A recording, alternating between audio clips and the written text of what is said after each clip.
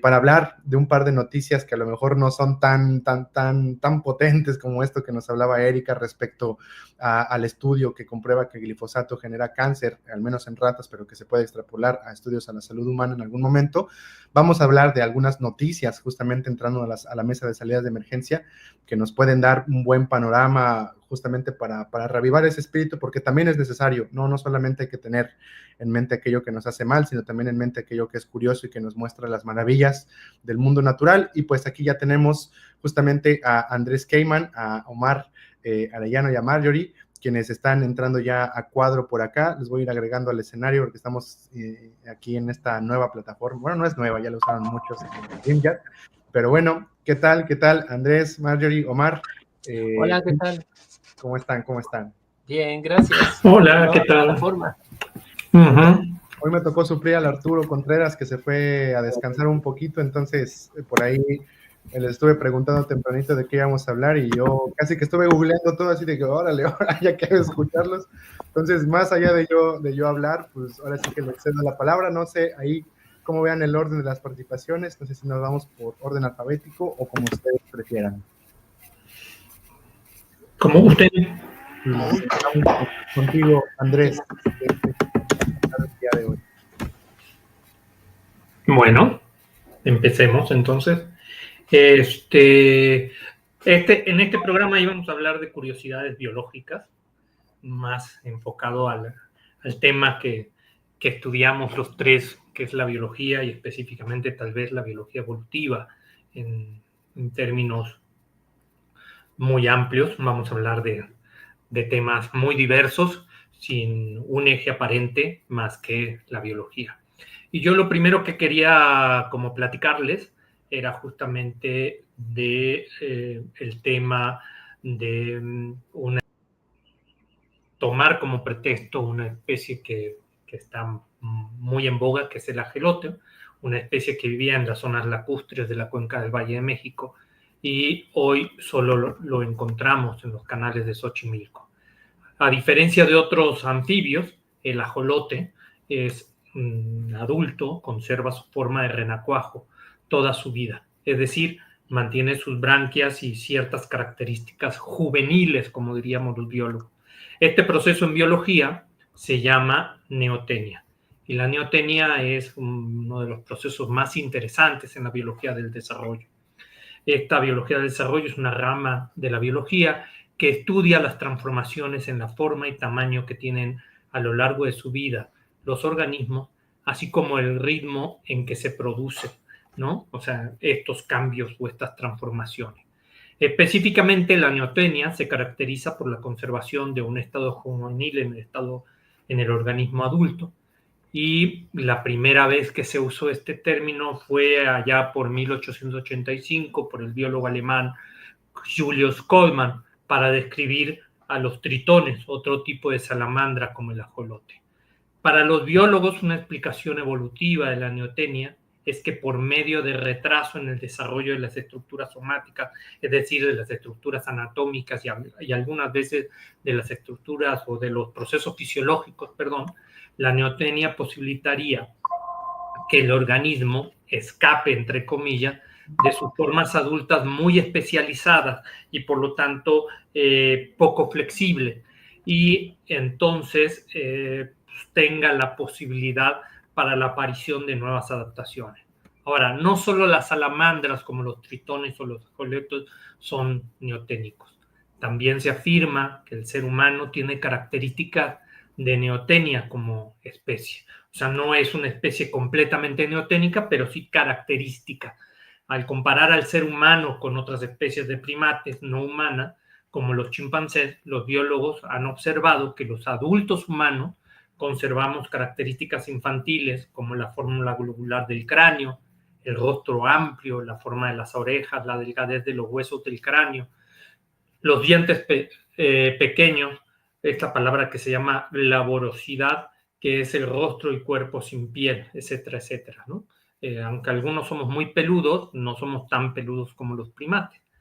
Y entonces biólogos como Gould sostienen que la aparición de características neoténicas en los humanos permitió una gran plasticidad en el comportamiento. aprendido más que en el heredado, por lo que el cerebro requirió permanecer más receptivo por más tiempo. Esa sería una de las ventajas adaptativas de la neotenia, la flexibilidad, por ejemplo, en la estructura nerviosa. Esto implicó una ventaja en términos de supervivencia como especie para los seres humanos y la aparición de cosas como el fuego, el lenguaje, etcétera, etcétera, y esta estructura social tan compleja que tenemos. Y en contra de lo que afirma la ciencia política liberal, la biología evolutiva nos permite entender que los seres humanos, más que entidades individuales y aisladas, somos una especie de cooperación colaborativa entre nosotros mismos. Y ahí yo dejaría paso a mis otros compañeros.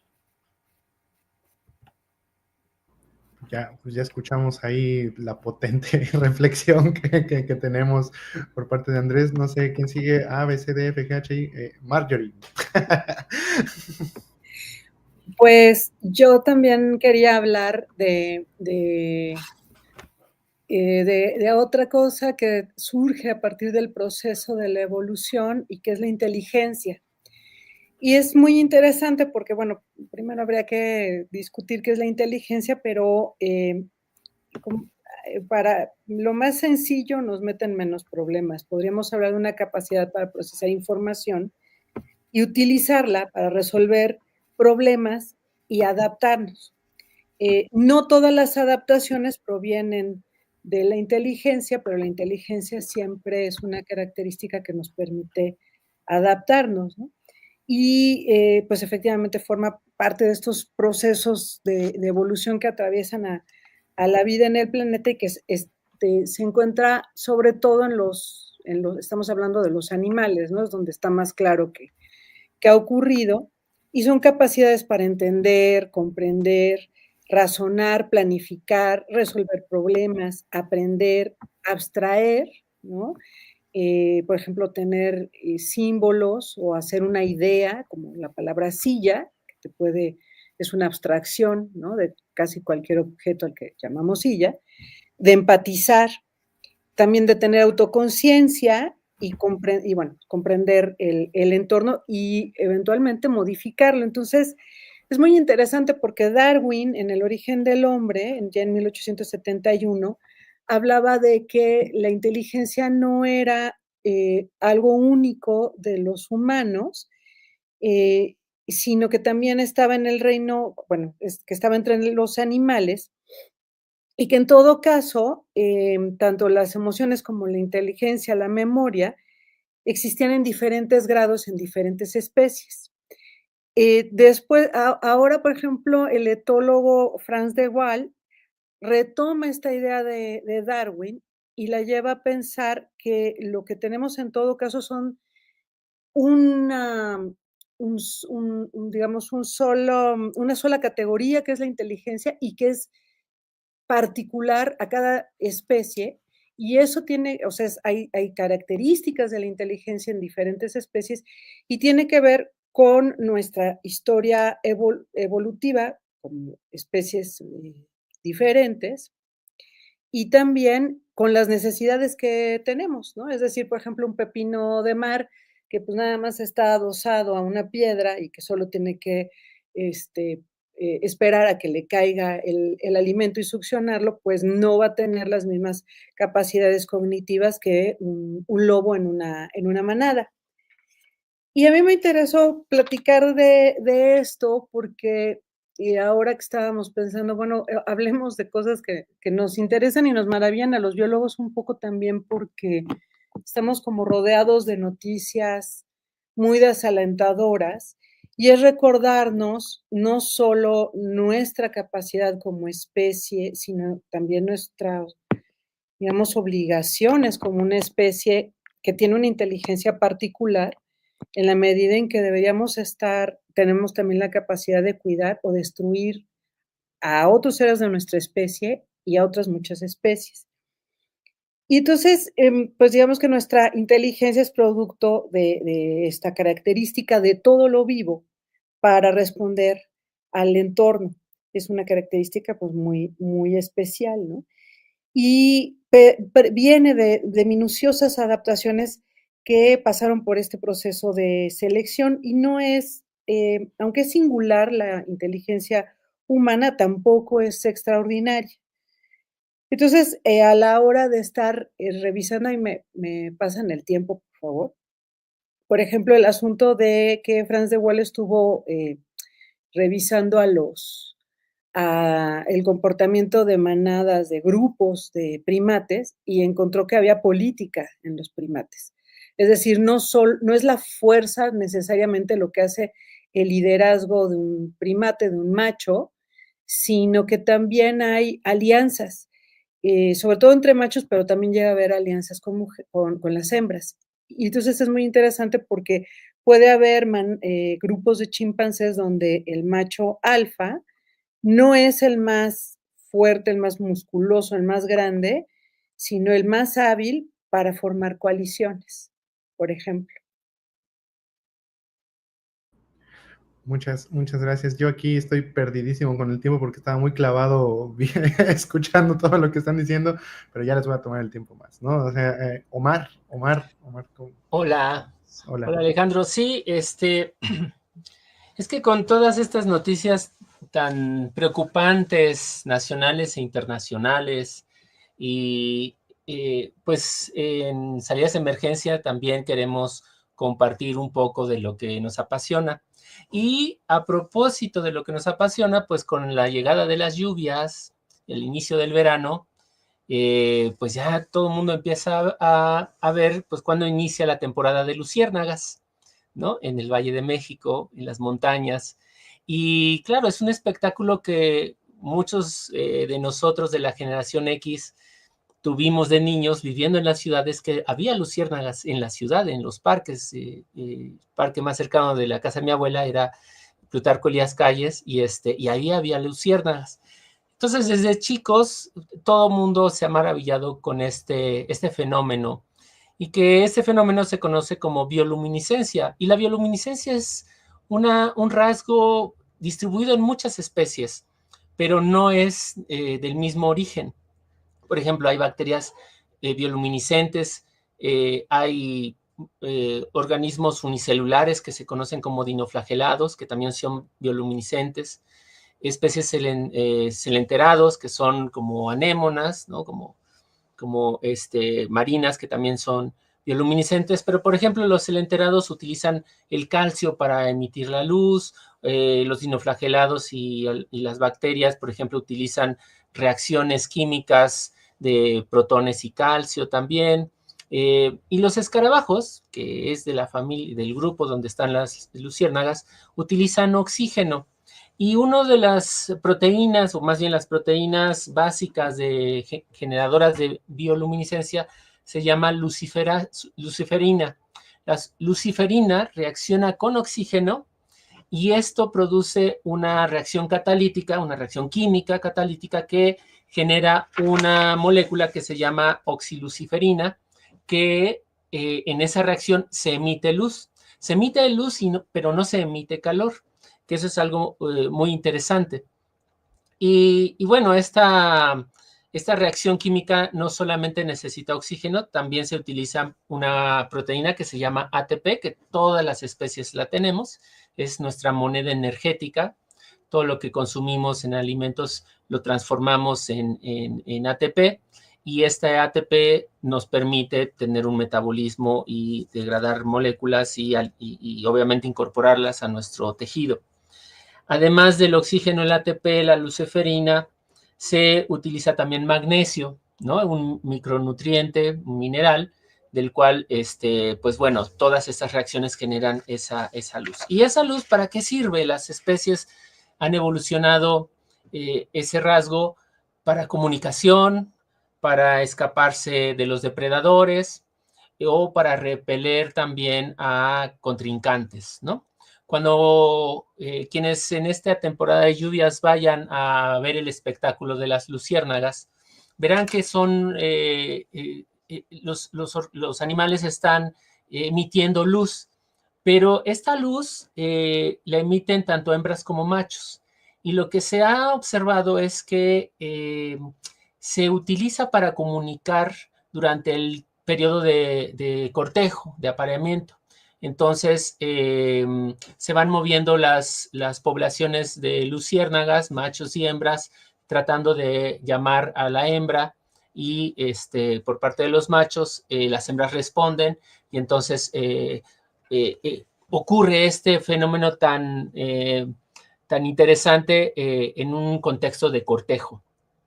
Por ello es que cuando vayamos a ver estos fenómenos, sigamos las reglas de no hacer ruido, no hacer escándalo, no andar de fiesta, porque imagínense que somos espectadores de un fenómeno clave en la reproducción de una especie y que depende mucho de que las condiciones ambientales estén suficientemente adecuadas. Otro aspecto muy interesante que quiero comentar es que la bioluminiscencia se ha estudiado, o por lo menos se ha conocido desde Aristóteles, que trató de estudiar qué era este fenómeno que ocurría.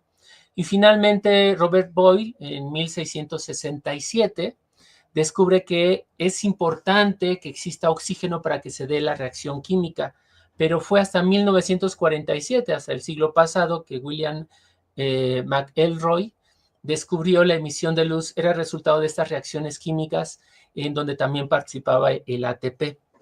Y bueno, pues actualmente se ha utilizado a esta proteína, la secuencia genética de donde se obtiene esta proteína se ha utilizado para extraerla y hacer transgénesis en células y en tejidos que no son de escarabajos, sino de otros animales, un poco para poder ver la utilidad de esta enzima en otras aplicaciones.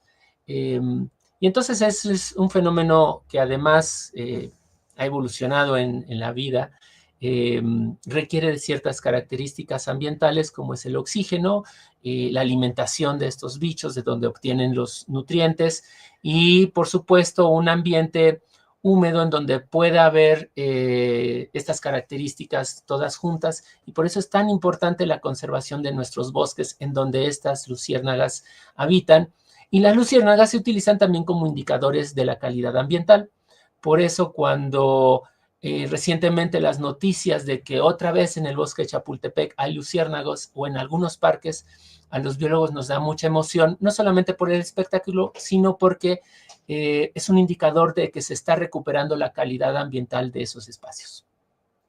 Oye, Omar, perdón que interrumpa, también hicieron transgénicos de luciferina en plantas, ¿no? Yo me acuerdo que fue el primer transgénico del que tuve noticia en la facultad en los 90s, fue una plantita que la querían hacer que brillara.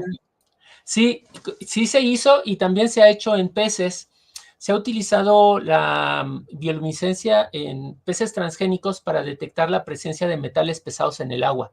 Y en algunos sitios, en Estados Unidos, en la Unión Europea, se utilizan estos peces transgénicos como indicadores de calidad del agua. No se liberan al ambiente, son en condiciones controladas, y bueno, son experimentales, por supuesto. Es el pez cebra transgénico con luciferina, que es el que se utiliza para detectar compuestos contaminantes. Yo la verdad que los escucho y estoy así como el más absorto de la realidad, nada más escuchándoles, pero justo me surge es como esta preguntita, ¿no? Como de seguimiento, o sea, ¿qué tenemos que aprenderles a estas maravillas de la naturaleza? No solamente, como ya lo mencionaban, de que desmontan estos mitos de la ley del más fuerte y los sistemas individuales de organización humana, sino también, pues justamente, la cooperación y otras cosas más, ¿no? O sea, ¿qué tenemos que aprenderles y por qué tal vez tendríamos que volvernos los humanos fuera del discurso individualista, antropocéntrico, pues más animales, más naturales, ¿no? Andrés. Tu micrófono. El audio, ya. Yo creo que lo principal que tenemos que entender es que los seres humanos no estamos fuera de la naturaleza, ni que la naturaleza está fuera del ser humano, y que una de las cosas que ha hecho la sociedad moderna capitalista es justamente deshumanizar la naturaleza y desnaturalizar al ser humano. Esa es una frase que yo repito mucho y me han estado escuchando repetir permanentemente a lo largo de este año que hemos estado en salidas de emergencia. Y eso es algo que tenemos o que nos lo permite entender justo estos ejemplos que estamos dando del mundo de la biología. Curiosamente, se habla mucho de la física y de la tecnología y del estudio de la materia y cómo avanzamos con el estudio de la materia, pero en los últimos 20 años la biología se ha posicionado en un primer plano, si no es que desde antes, porque la biología, por ejemplo, nos permite en cierta forma mejorar nuestra forma de producción alimentaria, mejorar nuestra forma de producción de ropa, mejorar al fin y al cabo nuestra calidad de vida, aunque de repente la medicina, la forma en cómo ve la medicina, la biología, choca, ¿no? Y bueno, yo quería como pasar o regresar a tocar un ejemplo de estas curiosidades biológicas que hoy estamos abordando. Y retorno al ajolote, en donde habrán visto que muchas fotos de ajolotes son de color rosa pálido, blanco, con ojos rojos. Muchos de esos ajolotes en realidad no son los más comunes. Los ajolotes más comunes, los que mayoritariamente podemos observar en los lagos ¿cómo se llaman? En los canales de Xochimilco, son de color café. Pero estos ajolotes tienen una condición genética que puede ser reconocida como albinismo, y es la ausencia parcial o total de la pigmentación de la piel, plumas o escama, incluso en los ojos, y es causado por una mutación de uno o más genes que controlan la producción de melanina, la que nos da el color en la piel también a los seres humanos. Una curiosidad es que en la naturaleza existen muchos fenómenos de variación en la pigmentación de una especie, no solamente el albinismo. Uno de estos fenómenos de la pigmentación que causa, por ejemplo, una coloración rojiza o anaranjada en animales se llama eritrismo, ¿no? Y esta variación depende del contexto específico del organismo, que estemos hablando de su entorno y sus interacciones con otras especies. ¿Y por qué digo esto? Porque estas variaciones pueden representar una ventaja o una desventaja adaptativa. En general vemos que representa una desventaja adaptativa porque se sale de la normal, se sale del común de las cosas. Y entonces, por ejemplo, el eritricismo fue descubierto en 1887 para saltamontes comunes en América del Norte, que se veían saltamontes de color rosa. Estos saltamontes rosas aparecen 1 entre 500 individuos, o sea, es muy poquita su frecuencia, y su color justo es producto de una mutación que provoca una pigmentación rojiza. Este ejemplo es un ejemplo clásico de selección natural, en donde la forma verde tiene ventaja adaptativa sobre la forma rosa y café. Esta café es menos frecuente, pero la vemos más. Y la razón es que es muy difícil para los saltamontes rosas esconderse de los depredadores entre las hojas de las plantas. Otro ejemplo, que es relativamente más reciente, son los leopardos rosados, observados en la India, y en 2012 se registró en Sudáfrica. Lo cierto es que en la naturaleza podemos encontrar muchísimas variaciones, muchísimas diversidad, y los biólogos intentamos entender por qué se da este tipo de diversidad, por qué aparecen, y a veces ni siquiera tiene una explicación causal eso.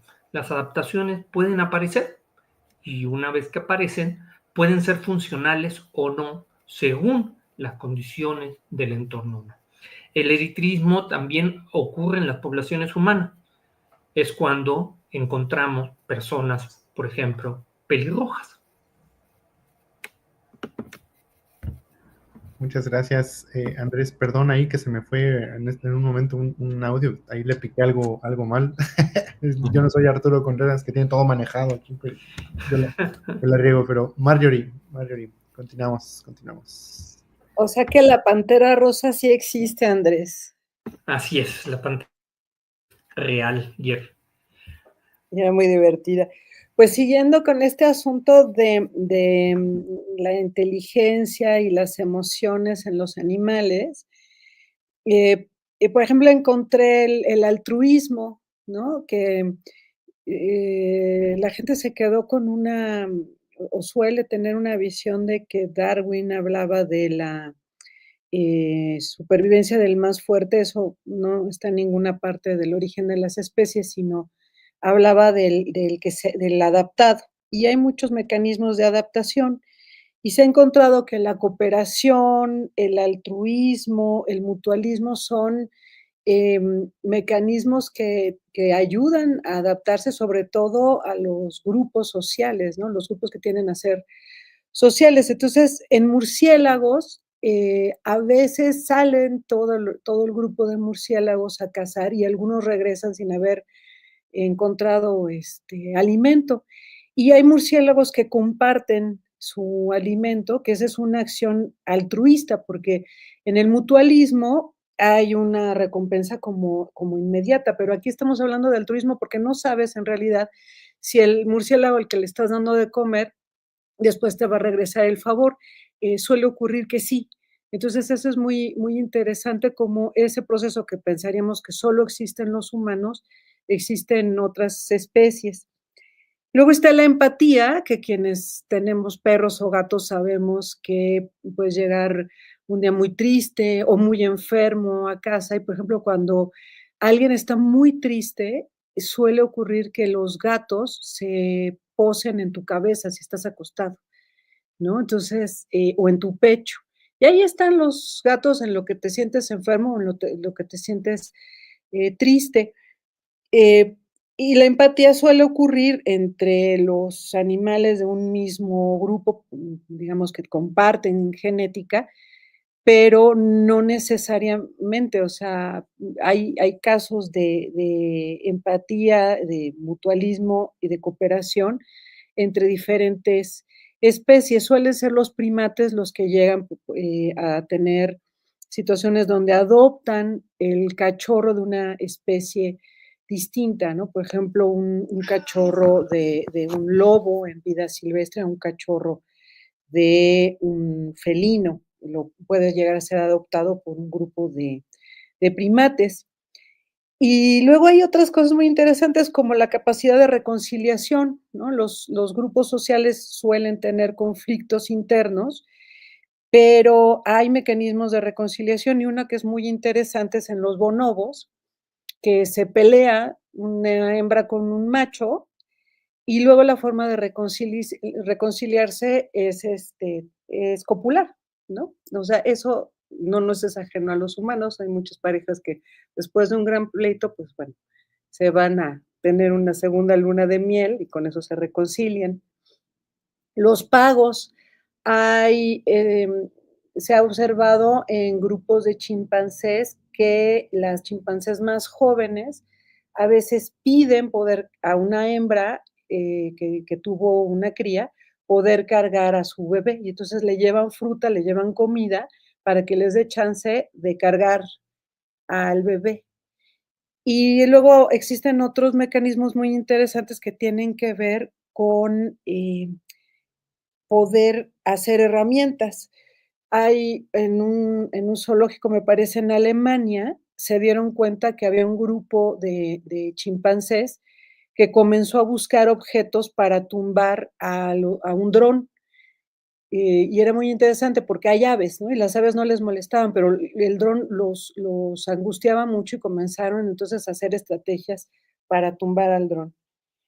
Y ya ni hablemos de la lengua, ¿no? En el caso de las ballenas se ha encontrado que sus cantos corresponden a sus grupos familiares, que hay cierta parte del canto que parece responder al nombre de una ballena, y que cuando una ballena migra y se encuentra con otros grupos, aprende como segmentos de los cantos de ese otro grupo. Estaríamos pensando que está aprendiendo una lengua diferente a la de su grupo, ¿no? Se fue al CELE de ballenas, o no sé cómo se llama ahora la escuela de lenguas de la UNAM, pero hay uno para ballenas. Entonces, todo eso para recordarnos, pues, que la inteligencia no solo existe en los humanos, pero que más vale que los humanos no dejemos de emplear la inteligencia y la compasión y la cooperación en nuestro trato con otras especies y entre nosotros mismos. Wow. Yo nada más voy a decir wow, voy a nada más a expresar la maravilla que siento al escuchar todo, pero Omar. Sí, es que el mundo biológico, animal, vegetal, todos los organismos vivos de este planeta son únicos en el universo, y esto es por lo cual nos apasiona la biología, pero también nos apasionan los temas que tienen que ver con la protección, la conservación, el aprovechamiento sustentable, el por qué constantemente estamos hablando de por qué necesitamos recuperar ríos y espacios y especies.